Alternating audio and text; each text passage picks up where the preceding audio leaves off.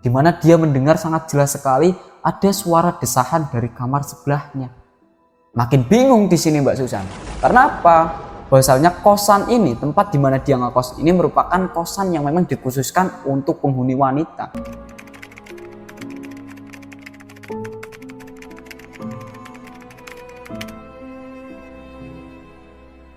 Nah, dari pertanyaan itu Mbak Susan ini merasa heran loh. Teman yang mana Pak? Kayaknya setelah Bapak keluar, setelah teman-teman saya keluar, udah nggak ada orang lagi masuk Pak. Soalnya abis itu saya memang karena capek banget baru pulang ngampus, ada hal-hal seperti itu saya langsung tidur Pak. Dari situlah Pak Margon ini bertanya loh, nah terus semalam yang datang ke kamar kamu siapa? Bismillahirrahmanirrahim. Assalamualaikum warahmatullahi wabarakatuh. Om Swastiastu, Namo Buddhaya, salam kebajikan, salam. Kembali lagi bersama saya di sini, Muhammad Reza Maulana, yang akan membawakan sederet kisah mistis yang dapat membuat bulu kuduk Anda semua berdiri. Di mana pada kesempatan kali ini saya akan membawakan sebuah kisah horor yang dialami langsung oleh salah satu viewers kami yang bernama Mbak Susan. Kisah ini dibagikan langsung kepada kami melalui nomor yang tertera di sini. Dan buat kalian semua yang ingin berbagi kisah mistis kepada kami, bisa langsung hubungi nomor tersebut. Tanpa berlama lagi, buat kalian yang belum klik tombol subscribe-nya, untuk segera klik tombol subscribe-nya, nyalakan notifikasi loncengnya, dan share sebanyak-banyaknya ke teman kalian. Tidak lupa pula untuk follow akun TikTok kami, yaitu SMG Misteri 07. Tanpa berlama lagi, langsung saja kita mulai ceritanya.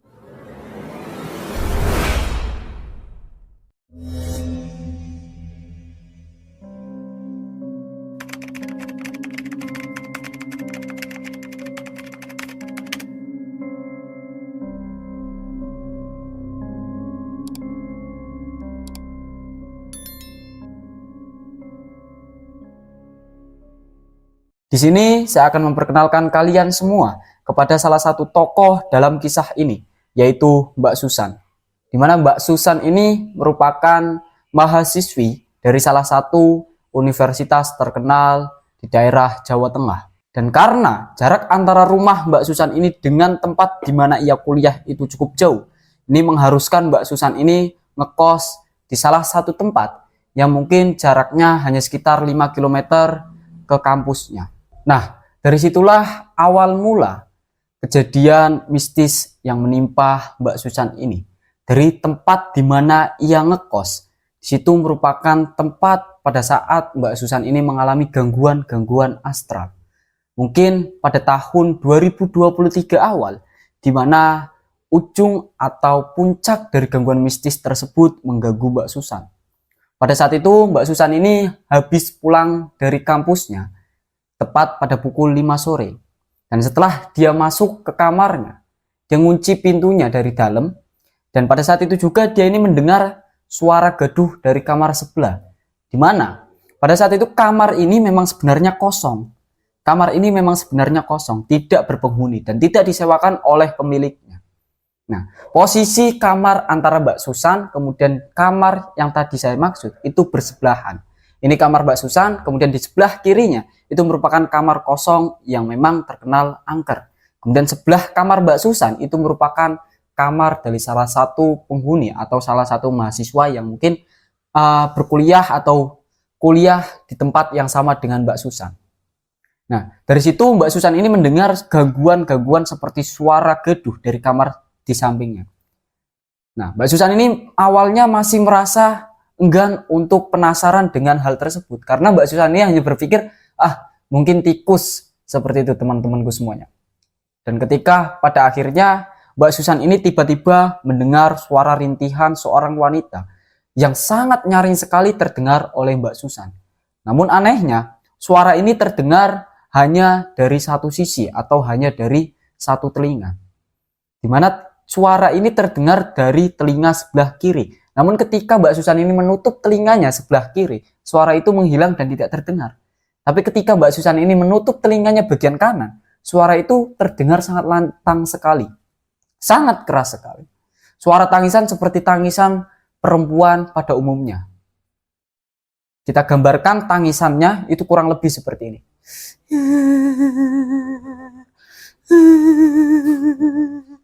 Seperti itu sobat. Nah, dari situlah Mbak Susan ini semakin penasaran apa sebenarnya dan siapa sebenarnya yang menangis pada saat itu. Waktu itu menunjukkan pukul 5 sore dan Mbak Susan ini baru pulang dari kampusnya. Dia penasaran, dia cek, dia keluar dari kamarnya dan menuju ke kamar sebelah yang berada tepat di sisi sebelah kiri kamar Mbak Susan ini. Dia cek dan sebenarnya awalnya Mbak Susan ini hanya mendengarkan dari pintu saja. Dia tempelkan kupingnya ke pintunya. Nah, saat itu tiba-tiba suaranya hilang dan Mbak Susan ini semakin penasaran, kenapa? Kok tadi kedengaran sangat kencang sekali, giliran pas Mbak Susan ini di depannya, di depan kamar tersebut, itu kok tidak terdengar lagi, apa sebenarnya itu? Nah, Mbak Susan ini mencoba untuk mengecek dengan melihat di salah satu sudut jendela yang memang pada saat itu terbuka dan juga cukup ada celah untuk mengintip. Dari situlah Mbak Susan ini dikagetkan dengan adanya sesosok wanita. Ini benar-benar wanita yang normal, sama seperti wanita-wanita pada umumnya. Dan di situ Mbak Susan ini melihat dengan jelas wanita tersebut sedang mencoba untuk bunuh diri dengan menggantungkan seutas tali di lehernya. Bisa kalian bayangkan gimana rasanya ketika kalian berada di posisi Mbak Susan ini. Tentunya kalian akan panik, bahkan saya sendiri pun bakal panik. Nah, dari situlah Mbak Susan ini teriak sekencang mungkin. Mbak Susan teriak, tolong, tolong, tolong. Dengan teriakan yang keras ini, hampir seluruh penghuni kos ini langsung mendatangi Mbak Susan. Dan kemudian mereka bertanya, ada apa? Kenapa? Kamu kenapa? Mbak Susan ini dengan tergagap-gagap menjelaskan bahwasannya di dalam itu ada seseorang wanita yang sedang mencoba untuk bunuh diri. Nah, mereka pun teman-temannya ini atau penghuni kos yang lain ini semakin penasaran dong. Mereka bertanya-tanya, siapa, mana? Padahal posisi pintu tersebut itu masih terkunci dan tergembok dari luar, di mana gembok itu dibawa oleh pemilik kos. Nah, dari kejadian itu Mbak Susan ini langsung teriak, cepat panggilin penjaga, cepat panggilin penjaga. Nah, dipanggillah penjaga. Penjaga ini juga penjaga baru. Sebut saja mungkin di sini namanya Pak Margono. Nah, setelah mendengar panggilan tersebut, Pak Margono ini mendekat. Dan dia penasaran karena dia panik juga. Dia panik karena mungkin yang ada di pikirannya, dia menjadi seorang penjaga kosan tersebut. Jadi otomatis keamanan dan kenyamanan masyarakat yang menghuni kosan tersebut itu menjadi tanggung jawab dari Pak Margono ini. Maka dari itu Pak Margono ini langsung sesegera mungkin untuk mendobrak pintu tersebut tanpa mengecek dulu ada apa sebenarnya. Langsung didobrak, brak, brak, 2 kali dobrakan dan pintu pun terbuka. Nah, pada saat itu mereka semua yang ada di sana tidak melihat apapun yang ada di dalam kecuali barang-barang yang sudah tertutup oleh kain putih, di mana di bagian atasnya sudah banyak sekali seperti semacam sarang laba-laba dan juga lumut, yang menandakan bahwasannya ruangan tersebut memang sudah lama kosong gitu. Lantas apa yang dilihat oleh Mbak Susan tadi? Dari situlah Pak Margono ini merasa kesal karena mungkin merasa telah dibohongi oleh Mbak Susan. Dia bilang, kamu ini ada-ada saja, sore-sore gini udah teriak-teriak, apa sih mintanya? Nah, dari situ Mbak Susan ini merasa mungkin dia bingung dan bercampur aduk gitu loh. Di sisi lain dia takut dan di sisi lain dia bingung. Dan ketika itu Pak Margono ini membubarkan orang-orang yang ada di sana. Udah, bubar aja. Kalian balik ke kamar masing-masing. Udah, nggak ada apa-apa. Udah, bubar aja. Setelah mendengar ucapan dari Pak Margono ini, semua penghuni kos ini pun langsung bubar lagi dan masuk ke ruangannya masing-masing, ke kamarnya masing-masing. Nah, setelah itu Mbak Susan ini kembali ke dalam kamarnya. Kembali bertanya-tanya di dalam pikirannya, apa sebenarnya yang tadi ia lihat? Apa yang sebenarnya terjadi tadi di kamar tersebut? Nah, tanpa disadari, waktu tepat menunjukkan pukul 6 sore, di mana adzan maghrib berkumandang. Dan dari situlah Mbak Susan ini mendengar suara lain, di mana suara ini sama, berada tepat di kamar yang sebelumnya Mbak Susan ini dengar. Nah, dari situ Mbak Susan ini merasa penasaran dan benar-benar penasaran. Dan Mbak Susan ini berusaha mengecek dengan menempelkan telinganya ke tembok yang ada di sana. Karena hanya ada satu tembok yang mungkin tidak terlalu tebal yang membatasi antara kamar Mbak Susan dengan kamar lain gitu loh sob. Apalagi kamar Mbak Susan dengan kamar yang kosong di sebelah kiri kamar Mbak Susan ini. Nah, dari situlah Mbak Susan ini mencoba untuk mendengarkan. Dia tempelkan telinganya. Dan ketika dia tempelkan, dia kaget karena pada saat itu dia mendengar suara dentuman atau suara gedoran dari tembok tersebut. Kurang lebih suaranya seperti ini. Nah, gitu. Suaranya sangat jelas di telinga Mbak Susan. Setelah mendengar suara itu, Mbak Susan itu langsung mengangkat atau menjauhkan telinganya tadi. Dia jauhkan seperti ini, dan dia masih bertanya-tanya, apa tadi? Dan saking penasarannya, dia ini mencoba mendengarkan lagi gitu loh. Dia mencoba menempelkan lagi, karena memang penasaran. Dan pada saat itu juga, Mbak Susan ini mendengar suara ricuh atau suara layaknya seorang suami istri yang sedang berhubungan. Di mana dia mendengar sangat jelas sekali ada suara desahan dari kamar sebelahnya. Makin bingung di sini Mbak Susan. Karena apa? Bahwasannya kosan ini, tempat di mana dia ngekos ini merupakan kosan yang memang dikhususkan untuk penghuni wanita. Nah, Mbak Susan ini ngekos di salah satu kosan yang memang pada saat itu tingkat, memiliki 2 tempat. Bagian atas itu untuk orang-orang remaja atau yang belum nikah, dan bagian bawah ini untuk para suami istri atau keluarga yang sudah berumah tangga. Nah, tapi anehnya tidak seperti biasanya. Kalau misalkan biasanya sekalipun ada orang teriak dari bawah itu tidak terlalu jelas terdengarnya. Dan ditambah lagi ini sangat jelas sekali bahwasannya suara yang ia dengar tepat dari samping sebelah kiri kamar Mbak Susan ini. Bingung dong Mbak Susan ini, apa sebenarnya yang terjadi? Dan dari situlah Mbak Susan ini penasaran, saking penasarannya Mbak Susan ini kembali mengecek lagi. Dan setelah kembali mengecek lagi, suara yang tadinya merupakan suara desahan seorang wanita berubah sob. Ini berubah, benar-benar berubah drastis. Yang tadinya desahan berubah menjadi rintihan isak tangis.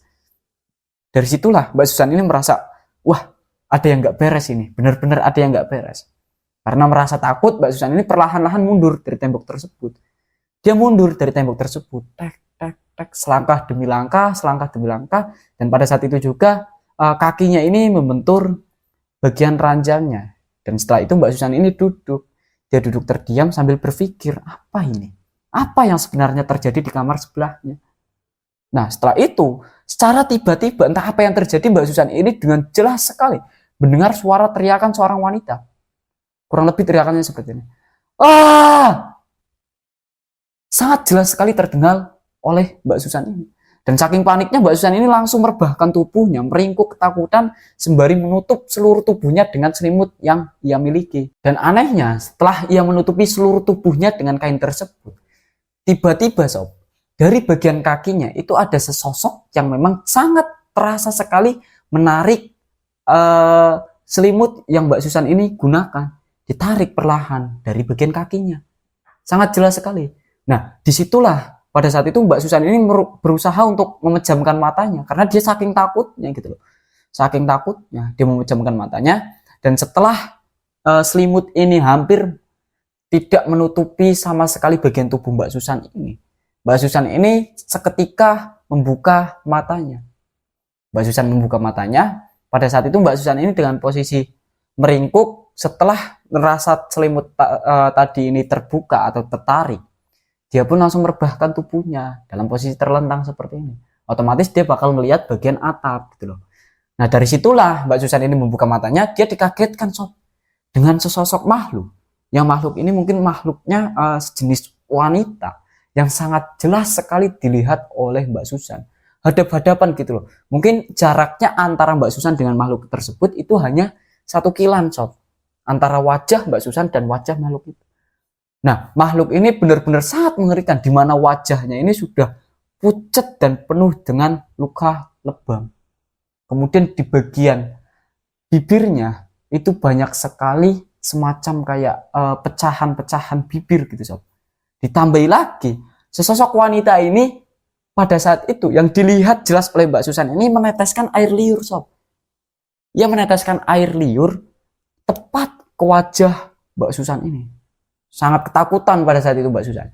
Dia pun teriak, dia teriak minta tolong. Dan dari teriakan itu Mbak Susan ini memanggil teman-temannya, tolong. Dia teriak, datang semua temannya. Dan ketika semua temannya ini sudah datang tepat di depan kamar Mbak Susan ini, mereka berusaha untuk membuka kamar tersebut. Namun karena kamarnya ini dikunci dari dalam, mereka tidak bisa membukakannya.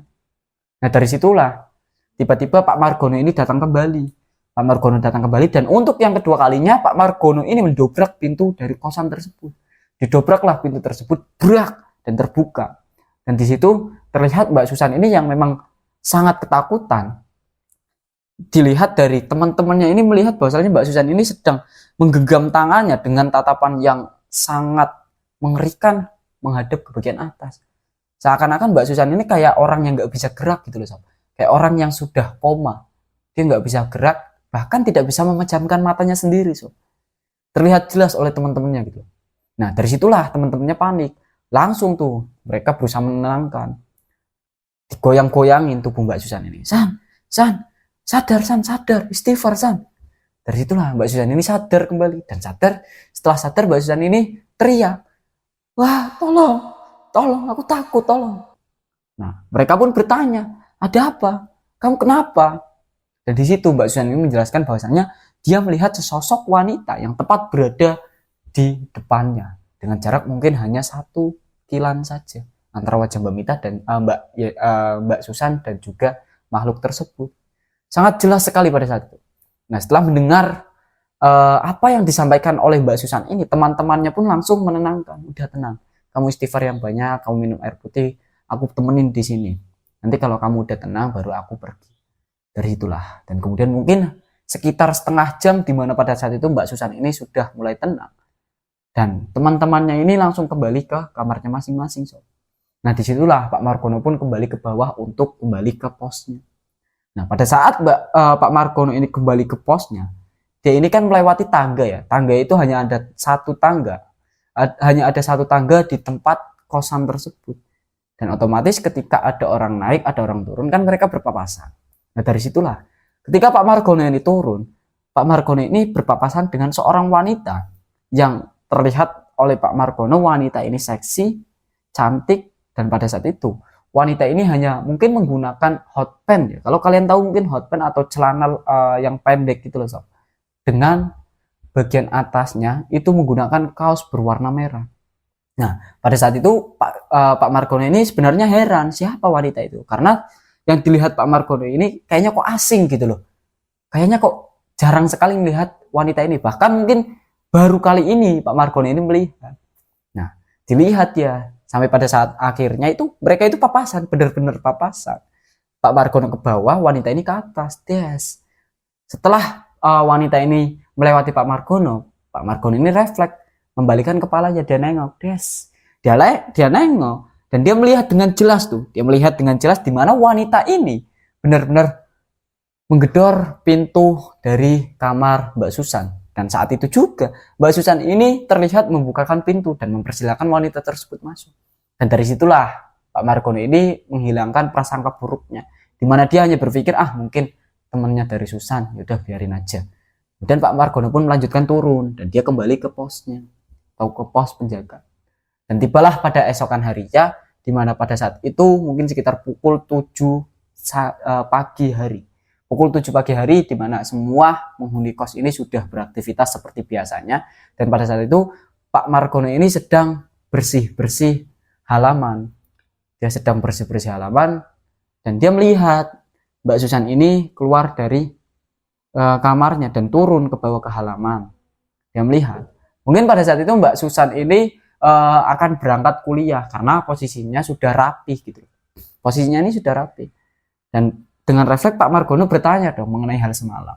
Dia bertanya, "Dek, bilangin sama teman kamu kalau misalkan mau main ke kamar kamu itu jangan malam-malam, nggak baik buat teman kamu juga kan cewek." Nah, dari pertanyaan itu Mbak Susan ini merasa heran loh.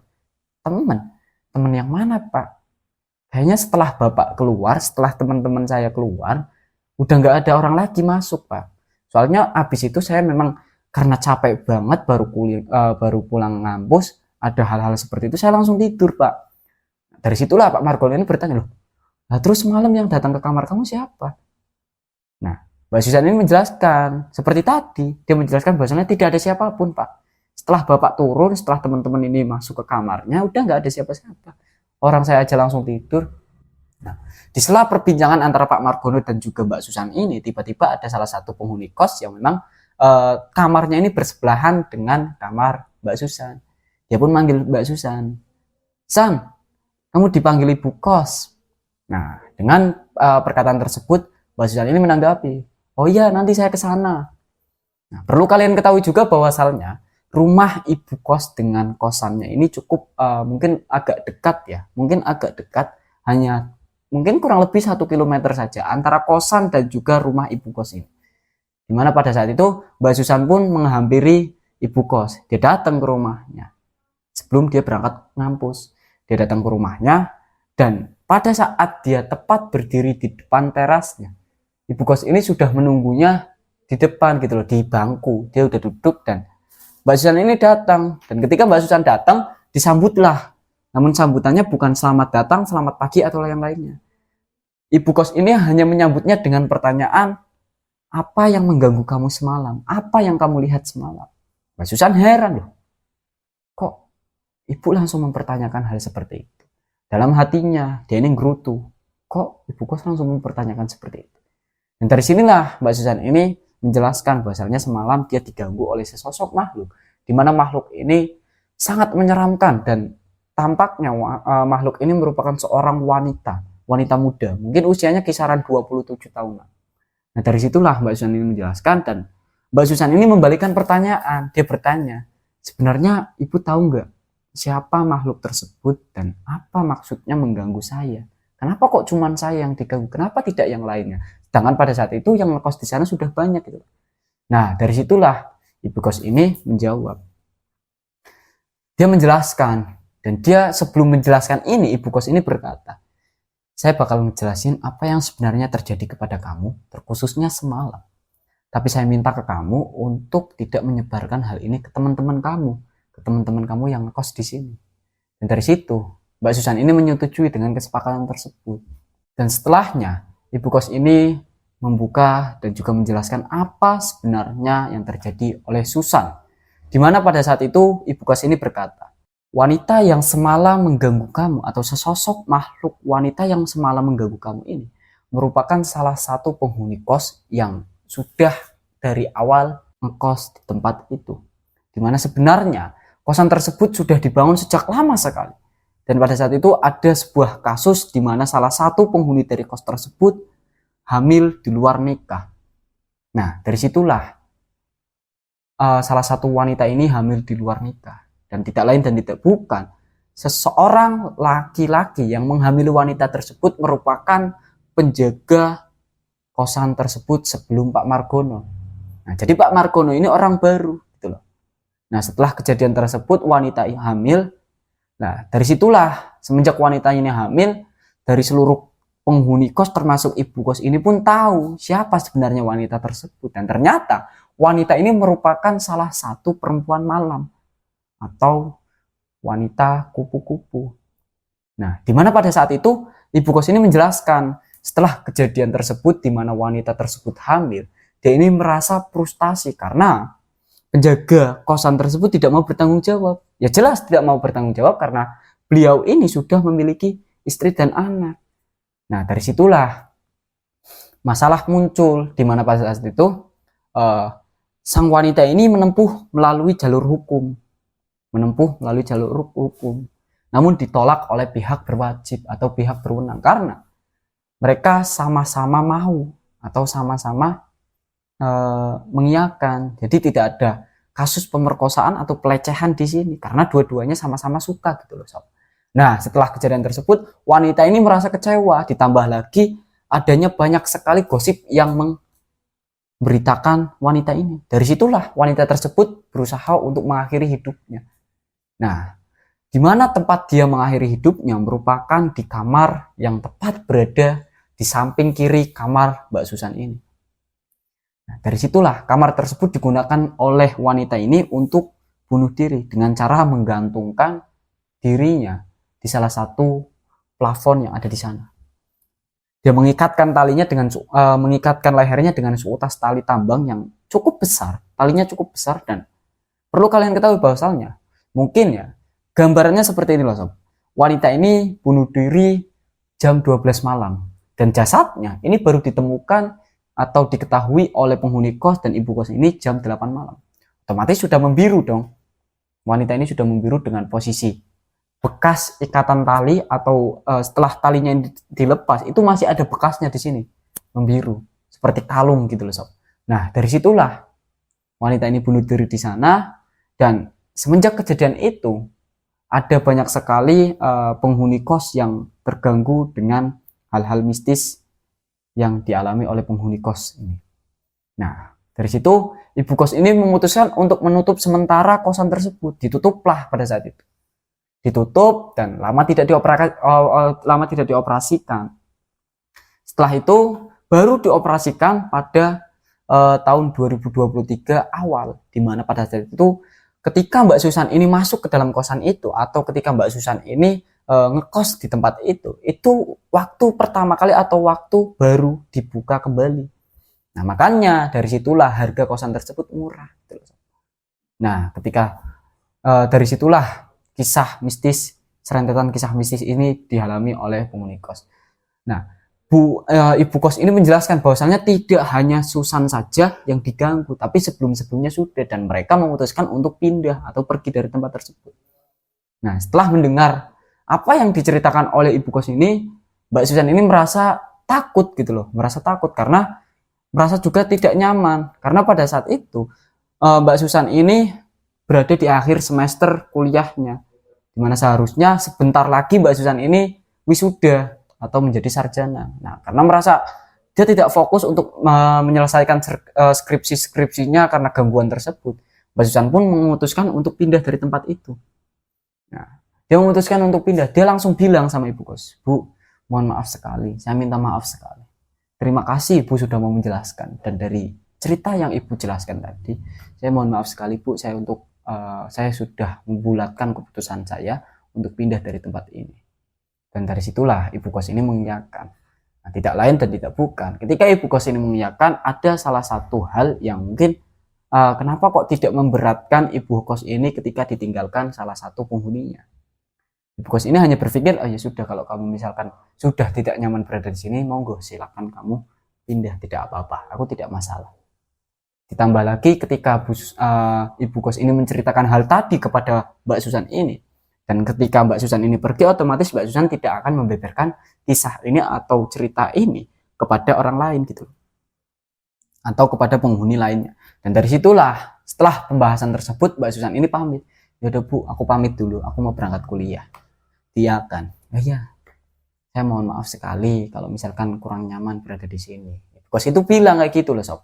Nah setelah itu beranjaklah Mbak Susan ini dari tempat tersebut menuju ke kosannya. Dia ngambil tas dan juga mempersiapkan untuk berangkat kuliah. Dan setelah itu Mbak Susan ini berangkat kuliah, dan tepat pada pukul 5 sore seperti biasanya Mbak Susan ini balik. Nah tujuan Mbak Susan ini balik, Mbak Susan ini pengen beres-beres karena keesokan harinya dia udah harus pindah ke tempat lain. Dimana pada saat itu Mbak Susan ini sudah menemukan salah satu tempat atau kosan yang memang cukup ramai dan harganya juga lumayan lah, intinya lumayan murah gitu loh sob. Dari situlah Mbak Susan ini pulang. Mbak Susan ini tidak merasa lelah atau apapun itu. Ketika pulang ngampus dia langsung beres-beres sob. Dia menyetrika, kemudian dia menggosok dan menyapu dan lain sebagainya. Setelah selesai beres-beres, tepat pada azan maghrib, Mbak Susan ini mandi. Dia mandi di kamar mandi, pintu ditutup grek. Dan pada saat itu juga Mbak Susan ini mendengar suara benda jatuh dari kamarnya. Pada saat Mbak Susan ini sedang berada di kamar mandi, kencang sekali, brak. Nah dari situlah Mbak Susan ini kaget, apa itu? Mbak Susan hanya mengira mungkin kucing. Padahal posisi pintu kamarnya Mbak Susan ini sudah ditutup, dan di situ rapat sekali, tidak ada celah kucing untuk masuk.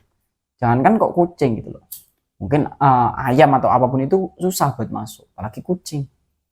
Dari situlah Mbak Susan ini merasa kaget dan heran, apa tadi? Nah setelah Mbak Susan ini mandi, Mbak Susan ini keluar sob. Dia keluar dan mengecek, ternyata benda yang tadi Mbak Susan ini dengar jatuh itu merupakan salah satu foto dari penghuni sebelumnya, atau salah satu foto dari salah satu penghuni sebelum Mbak Susan ini. Nah posisi foto itu jatuh itu membalik gitu loh sob, membalik menghadap ke bawah gitu loh. Grek, otomatis dari atas tidak kelihatan dan dibukalah. Setelah dibuka, Mbak Susan ini ngelihat dari foto tersebut itu ada percikan darah gitu loh sob. ada kayak semacam tetesan darah dari atas. Nah, dipegang gini, dari atas itu kayak ada tetesan darah, sob. Dari atas ada tetesan darah, dan Mbak Susan kaget loh.